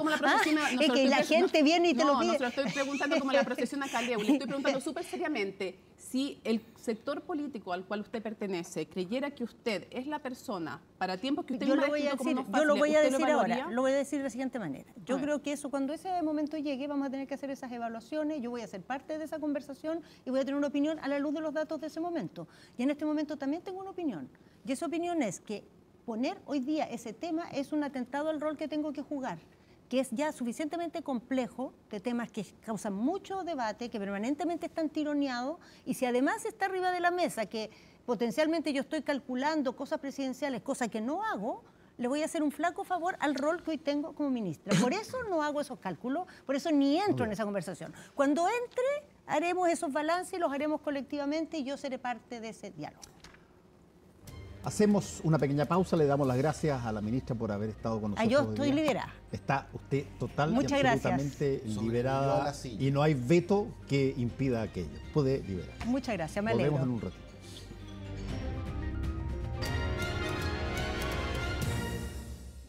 Agua del aire. Y si le damos una vuelta con tecnología, descubriremos cómo utilizar nanorobots en operaciones complejas. O si le damos la vuelta usando la ciencia, podemos sorprendernos o incluso llegar a vivir en otro planeta.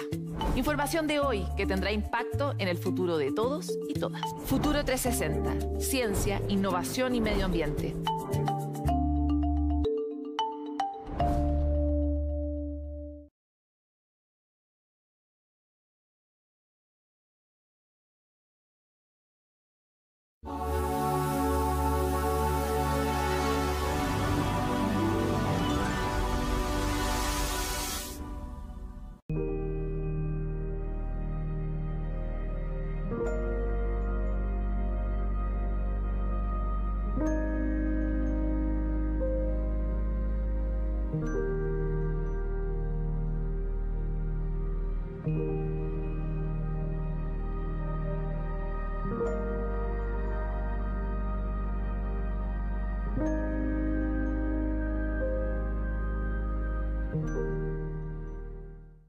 Para crecer, hay que opinar. Para opinar, hay que estar informado. Y si estamos informados, podemos debatir. Todos los acontecimientos y visiones que marcan nuestra actualidad. Aquí se debate, donde las opiniones son protagonistas. Lunes, 22:30 horas. CNN. Vamos más allá. Hoy más que nunca necesitamos una sociedad mucho más amigable con la salud mental. La manera en que nos tratamos tiene directa relación con nuestras emociones. Es por eso que en Sanamente nos preocupamos por elevar los niveles de amor por nosotros mismos y por quienes nos rodean y de entregar herramientas concretas para sentirnos mejor. Empezar por el cuerpo y por las sensaciones es la forma, ¿no?, más directa de entrar en nuestra propia casa. A través de los buenos hábitos. Que me sirvió harto salir como de la rutina, no estar encerrado en cuatro paredes. Incluso estar en la casa y no hacer nada lo considero últimamente como tiempo para mí. Junto a grandes expertos comprenderemos el complejo mundo de nuestras emociones. Tenemos oportunidades todo el tiempo, de verdad, de volver a conectar. Revisaremos episodios de la vida cotidiana de todos y todas para poder acompañarnos y crear comunidad. Un contenido enfocado 100% en el bienestar humano. Acompáñanos en esta nueva temporada de Sanamente. Todos los sábados a las 22 horas. CNN Chile. Vamos más allá. No olvides revisar todo nuestro contenido a través de la plataforma de YouTube, suscribiéndote al canal de CNN Chile y recibiendo notificaciones diariamente con nuestro contenido en tu móvil. En esta nueva temporada de Minería 360, nos encargamos de explorar profundo en las minas de información, encontrando datos e ideas también sobre la industria minera y relación con el desarrollo humano y económico en el mundo. Descubre las sorprendentes innovaciones tecnológicas que están modelando el futuro. Las noticias más relevantes sobre proyectos e inversión en el sector. Nuevas miradas para tener los pies bien puestos en tierra minera. La minería como nunca antes la has visto en Minería 360. Aquí, todos los sábados en CNN Chile.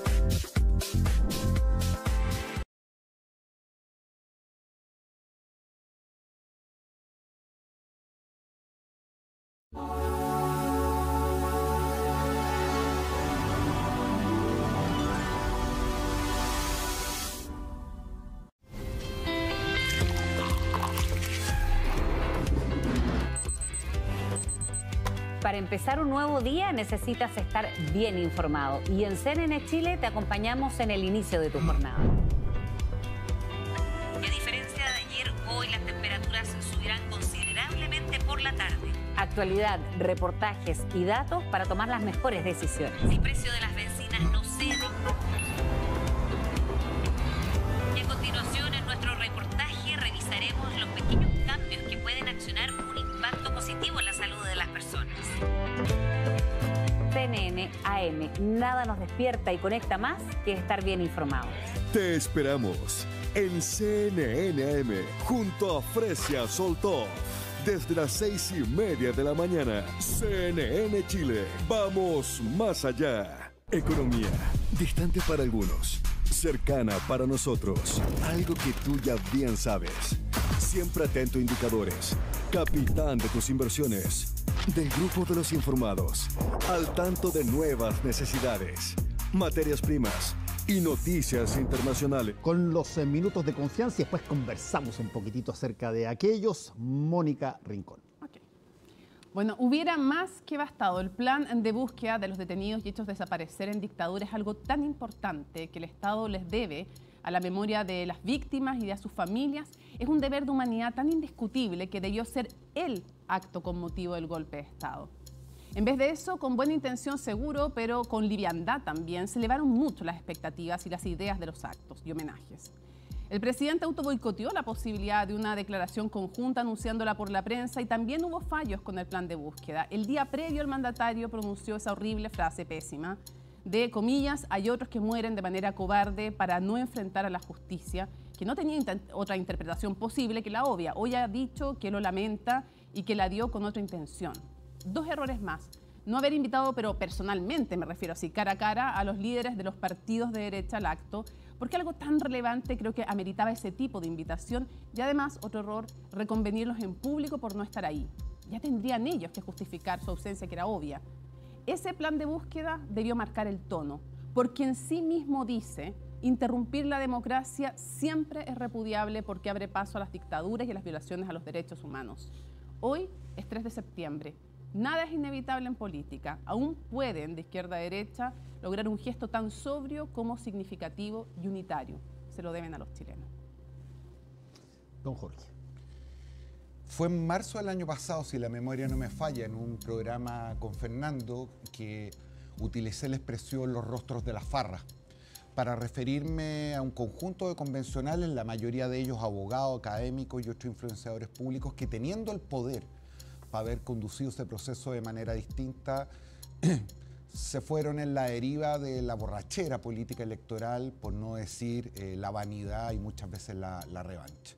Las circunstancias nos han puesto nuevamente en este camino, las paradojas del destino muestran que es inversamente al revés, y pese al esfuerzo que hizo Republicano y a la señal de bajar estas 4 indicaciones, me parece que es absolutamente insuficiente de cara al trámite que ha tenido la discusión y la aprobación de las primeras enmiendas. Encaminados hacia lo que probablemente otra derrota, la izquierda o un sector de la izquierda no puede pedir hoy lo que no concedió ayer. Es decir, no tiene una autoridad política, me parece a mí, moral para pedir ahora moderación, pero sí puede hacer un gesto. Un gesto que además de convenir en una autocrítica que está todavía pendiente, pudiera alentar o incluso forzar a quienes hoy día son mayoría a moderarse.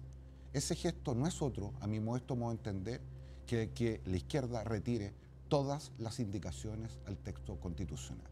Yo sé que esto puede parecer una idea algo radical y entre otras cosas el texto de los expertos probablemente no nos representa a todos, pero estoy absolutamente convencido de que es un símbolo de lo que puede ser lo único que salve este proceso, que es el acuerdo de la clase política poniendo los intereses del país antes de los intereses particulares para recuperar esa legitimidad institucional hace mucho rato extraviada.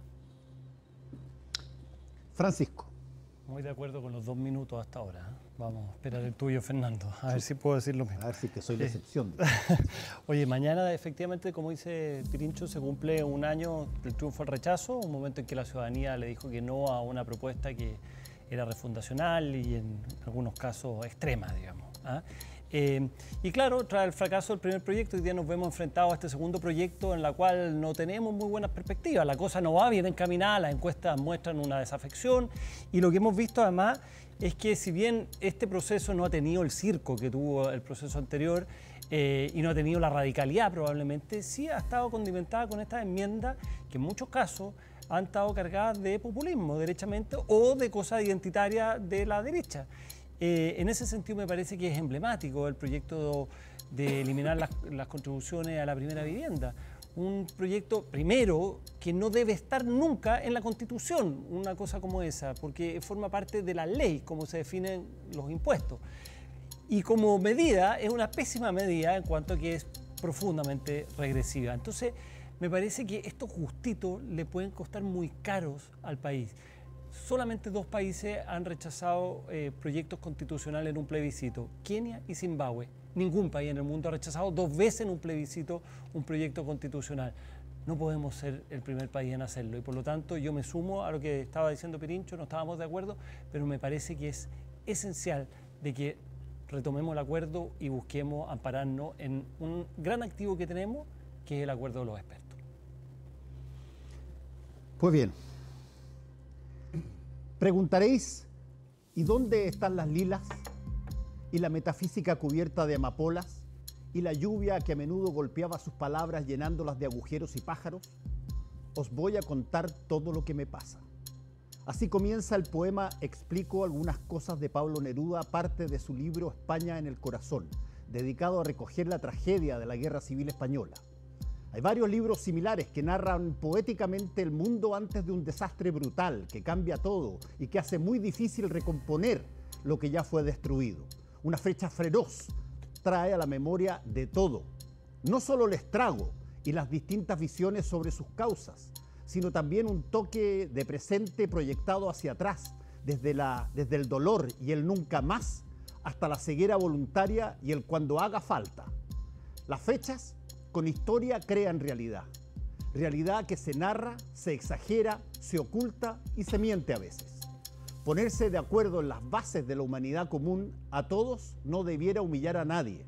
Lo dijo en inmejorables palabras Sigmund Freud cuando señaló: el primer humano que insultó a su enemigo en vez de tirarle una piedra fue el fundador de la civilización. Quizás es tiempo de pasar a otro estado civilizatorio superior. Por fin, conversar en serio lo que conviene a todos. ¿Qué es lo que nos conviene en este momento? Lo que no nos conviene es más fácil decirlo. Lo que no nos conviene es estar en un gallinero a la pelea rápida y a ver quién es el tipo que levanta la voz más rápido, o la persona que eventualmente propone la cosa más extrema para tratar de provocar que se genere. Claro, el minuto de fama. Otra cosa que no nos conviene es no reconocer cuando uno se ha equivocado o ha tenido una aproximación prejuiciosa respecto a algunas cosas. Lo comento porque aquí en esta mesa, incluso de acuerdo con Francisco, yo miraba con harto recelo esto de la comisión que se había creado en el gobierno a propósito de las fake news.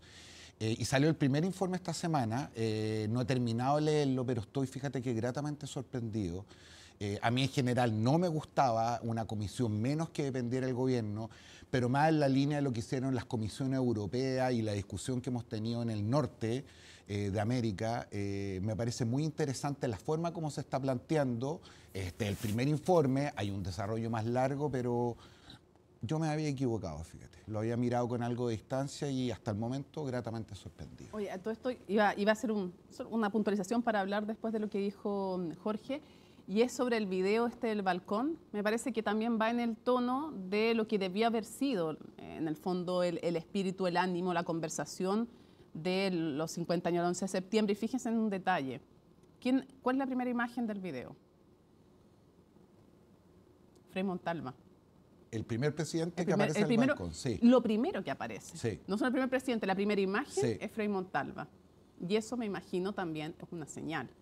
De esas señales creo que tiene que nutrirse uno y otro lado, de reconocerle a otro con el que pudiste ser crítico en algún momento y no necesariamente exaltar todo lo propio. Pero lo que tú decías, esta idea de que el oficialismo retire todas sus enmiendas, sí, yo creo que es algo radical, pero ni tan radical, porque en verdad a estas alturas tener el proyecto de los expertos, que seamos honestos, no les gustaba tanto al oficialismo. Tener eso, hoy día pagarían por tener eso. Bueno, entonces, es parecido a lo que le pasó a la derecha con la Constitución de Bachelet, que en un momento determinado con el proyecto constitucional decían yo pagaría por... En vez de la de la convención. Porque todo es relativo en ese sentido. Ahora, ¿cuál es el problema también? Es que hay algunos daños que ya están hechos. O sea, lo mismo que conversamos sobre la convención. Cuando la convención propuso en las comisiones cosas muy extremas y decían, pero no importa que se discuta todo para que después en el pleno se modere. El problema es que no, porque ya queda la sensación de que eso está instalado y porque eso ya de alguna manera encrispa el ambiente y predispone a votar en contra. Bueno, en este caso también hay ciertas cosas que siento que ya han sido dañadas, incluso si después se sacan o no son aprobadas por el Pleno, ya aprobarlas en las comisiones. Y temo que algunas cosas, como haber propuesto esta idea de liberar automáticamente para arresto domiciliario, no liberar, mandar arresto domiciliario, el tema de los tratados, el tema de cómo se iba o qué efecto iba a tener en el aborto, el tema de la forma en que se iba a proteger la vida del que está por nacer. Creo que aunque hay que valorar que se retiren esas enmiendas, o debiera valorarlas el oficialismo, cosa que no ha hecho, salvo la ministra Toa, que sí lo valoró aquí recién, creo que pueden haber ciertos daños que son ya súper permanentes. A mí me parece que hay tres opciones, tres caminos que podemos ver en los próximos meses. El primer camino es que no se llegue a un texto. Yo creo que es una posibilidad. Es decir, no hay acuerdo para presentar un texto porque nadie quiere ir a defender un texto. Republicano ha dado algunas señales, José Antonio Kast, que bueno, si no nos gusta, nos retiramos, rechazamos, ya vamos a votar en contra y por lo tanto es una posibilidad. La segunda posibilidad es justo la contrario, que como quien dice, toda esta enmiendas, digamos, salvo estas pocas que se han sacado, formen parte central del proyecto y esto se transforme en el fondo en una como quien dice, un nuevo plebiscito para el gobierno y eventualmente eso podría llegar a ganarse por parte de la derecha, pero sería de una duración cortísima. Sería muy negativo para el país porque no sería una constitución acordada. Y la tercera opción, que es la que probablemente me imagino que podemos estar todos de acuerdo, es lo que planteamos de volver al acuerdo de los expertos. Es cierto que en ese acuerdo de los expertos hay cosas que se dejaron fuera y por lo tanto no está todo acordado, pero hay un mínimo común denominador muy claro. Y si vamos a eso, entonces tenemos esa opción de, digamos, voy a decirlo en términos muy simples, Boric y Kast de la mano llamando a votar a prueba. Digamos, no sé si de la mano, pero llamando.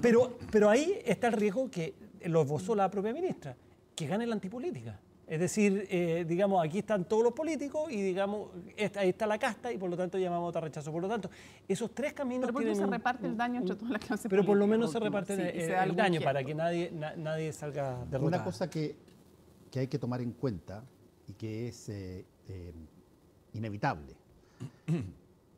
La opinión pública en todas partes del mundo reacciona no solamente a las cosas que le pasan directamente, sino que al entorno y a las cosas que eventualmente empiezan a ver, incluso en otros países. No es extraño que nosotros tuviéramos durante mucho tiempo una seguidilla de gobiernos de izquierda en América del Sur, todos siendo elegidos en forma periódica. Después una seguidilla de dictaduras, todas también más o menos de la misma forma, y que hoy día empiece a haber una situación donde después de recuperarse la democracia aparecen signos que se ven en Europa, que se ven en Asia, que se ven aquí al lado, en Argentina, y que de pronto vuelve esta idea del gobierno duro y intolerante contra cualquier cosa que sea distinto a el modelo que se piensa. Eso perfectamente puede llegar y puede ser tomado como algo absolutamente racional. El problema, a mi modo de ver, es que ya tuvimos un fracaso, como lo decía muy bien Jorge, con la Convención Constitucional primera, y yo tengo la impresión, no sé si ustedes están de acuerdo, de que no se han podido sacar todavía lecciones reales y profundas de ahí. Lo que pasa, yo estoy de acuerdo, y mi minuto, entre otras cosas, hacía referencia a que este gesto además conllevaba una autocrítica de un cierto sector de la izquierda que efectivamente no está puesta sobre la mesa en términos palpables. Exigiría eso. Efectivamente, y el presidente, claro, dice que no se cometan los errores que cometió la convención pasada, pero insisto, es decir, la posición de quien dice eso en relación a cómo se comportaron cuando tenían efectivamente la mayoría genera mucha suspicacia, razón por la cual, aunque insisto, parezca radical, me parece que un gesto como este podría alentar, incluso poner en pie forzado la decisión de los republicanos que se lleva esto para la casa, para bien o para mal. Ahora, yo a propósito de lo que decía Francisco, sé que el escenario es complejo, pero tiendo a creer que, a diferencia de lo que insinuaba Mónica, el daño todavía no es irreversible. Es decir, aquí se tienen que cumplir tres condiciones. Primero, que tengamos un acuerdo general donde ningún sector preferente se sienta completamente excluido. Lo segundo, las maneras, la estética, como decía Francisco. Y lo tercero es un acuerdo de toda la clase política. Es cierto que eso tiene el riesgo de que la rabia, la antipolítica, lo exprese ahí en un enemigo. Pero si uno indaga cuál es el fundamento de esa rabia, de ese desdén, de ese desprecio hacia la política, probablemente no es otro que la incapacidad de esta de ponerse de acuerdo en pos de los beneficios de los ciudadanos. Por lo tanto, es nuestra única esperanza de, más allá del contenido, de recuperar las maneras, que es lo que yo siento que principalmente hemos perdido. Las dos cosas que juegan a favor de esto, así como hay tantas cosas que juegan en contra, hay dos cosas que juegan a favor. Uno, el hastío constitucional, es decir, que la gente diga, ¿sabéis qué más? Vamos, aprobemos, aunque no sea tan bueno, aprobemos porque ya no sigamos con esto abierto, en la medida que sea algo razonable, evidentemente.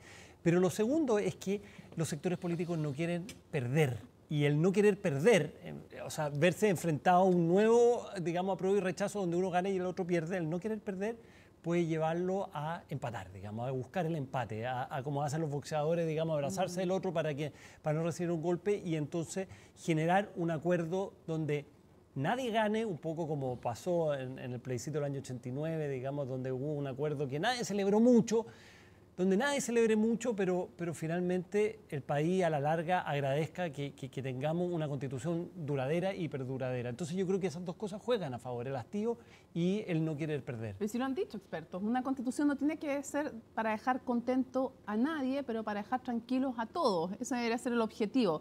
Yo no tengo claro si está perdido todo o no. Soy relativamente... Moderadamente pesimista. Eso me gustó, moderadamente pesimista. Pero claro, si se dan golpes de timón respecto... y lo otro, ¿sabes qué? Igual quiero valorar algo en la convención, que nos toca seguirlo semana a semana, todos los lunes hacemos el programa. ¿El consejo de la convención? Del consejo, perdón, quiero valorar algo. Y creo que no es fácil mantener el buen tono. ¿No? Cuando hay cosas importantes en juego, y creo que ahí todos los sectores tienen un mérito. Y yo creo que hay que valorar también eso, no hay que darlo por garantizado. Lo sabemos en tantas áreas, no es suficiente, pero no hay que darlo por garantizado, y creo que en eso hay que reconocerles a todos los consejeros que sí han hecho algo importante, y creo que también han hecho algo importante los expertos y las expertas. Ahora, ¿serán capaces de hacer ese gesto que tú señalas? Yo creo que no debiera costarle tanto. Sí, cuando tuvimos a la presidenta y al vicepresidente, los expertos sentados aquí, fue una de las cosas que yo más valoré y que ellos trataron de expresar de mil formas. Y es, nosotros pensamos radicalmente distinto en muchas materias.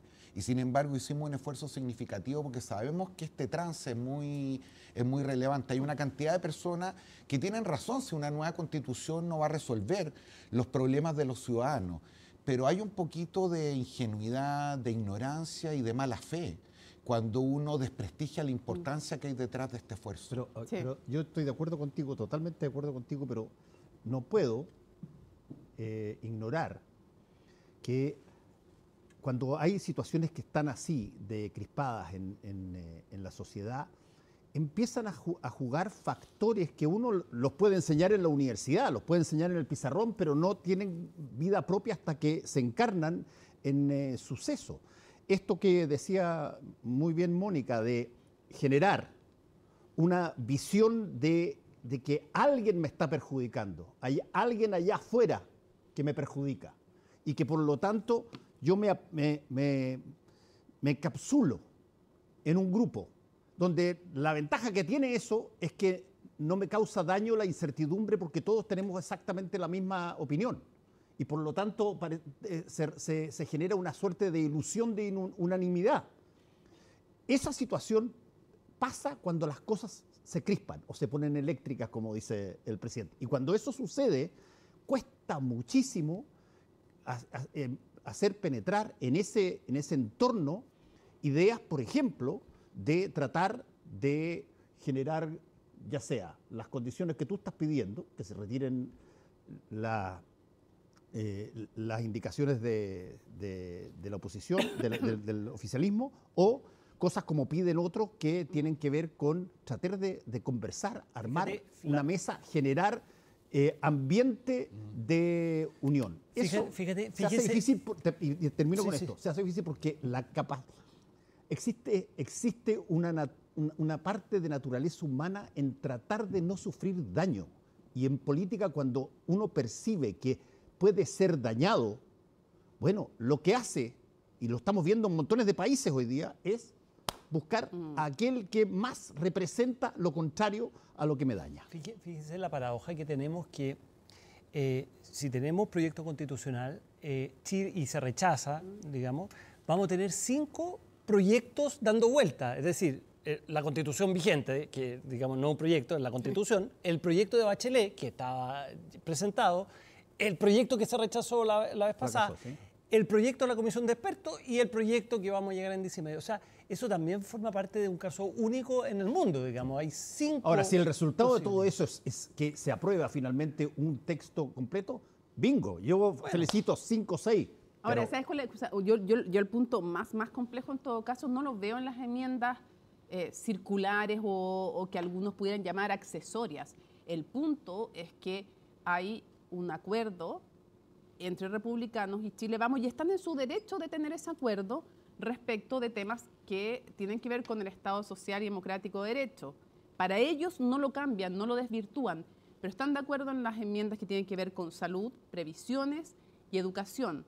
Y desde el otro sector, desde el oficialismo, Para ellos es muy importante el Estado social y democrático de derecho. Entonces, entremos en la discusión de fondo, porque yo creo que todo puede ser negociable y conversable para ambos sectores, oficialismo y oposición, pero respecto de salud, educación y pensiones, sobre todo de salud y pensiones, creo yo, eso es lo más difícil que ambos sectores logren concordar, porque ambos sienten que se juega una cosa importante para el oficialismo, la posibilidad de que todo proyecto político esté habilitado, y para la oposición ellos sienten que las libertades tienen que estar garantizadas, y ahí yo creo que ese es el punto central. Lo que pasa es que ahí hay una paradoja que es más o menos evidente y que está en el sustrato de esta conversación, es decir, el acuerdo y las reglas, los árbitros, los límites, fueron un problema para la izquierda y una gran garantía para la derecha.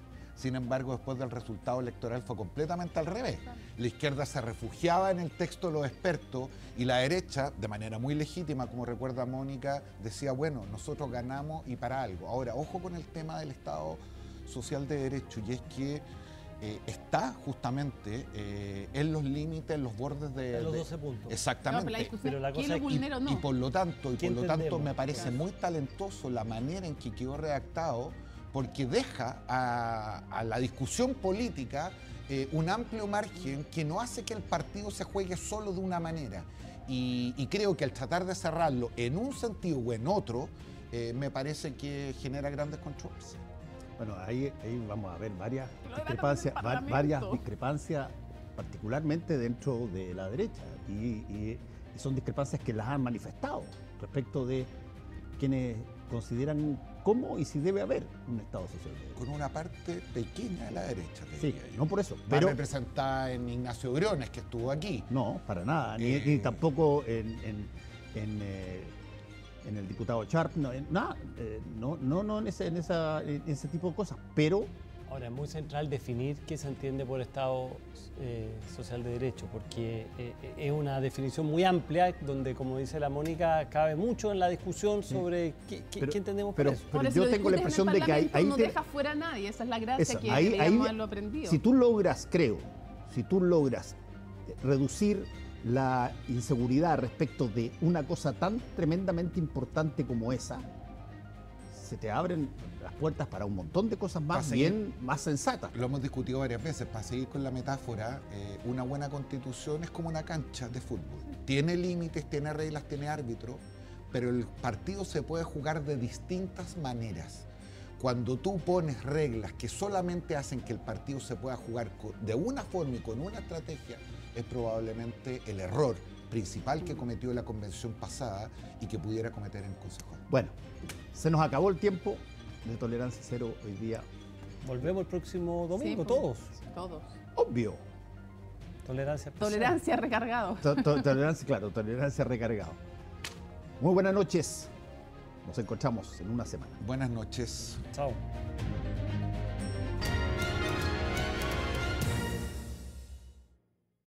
Tolerancia Cero fue presentado por Mundo Empresas. Para decir con autoridad, he ahí una gran oportunidad. Sigue moviendo tu dinero en el momento justo, con la inversión correcta, junto a Agenda Económica. De lunes a viernes, a las 8:20 horas, por CNN Chile. Vamos más allá. A las 13 horas te invitamos a hacer una pausa cargada de información, porque cuando necesitas ir más allá, nosotros te entregamos lo que debes saber sobre el país, la economía, el mundo y las opiniones que han marcado la pauta. La segunda mitad del día parte en CNN Tarde. CNN Tarde, junto a Viviana Encina, lunes a viernes, 13 horas.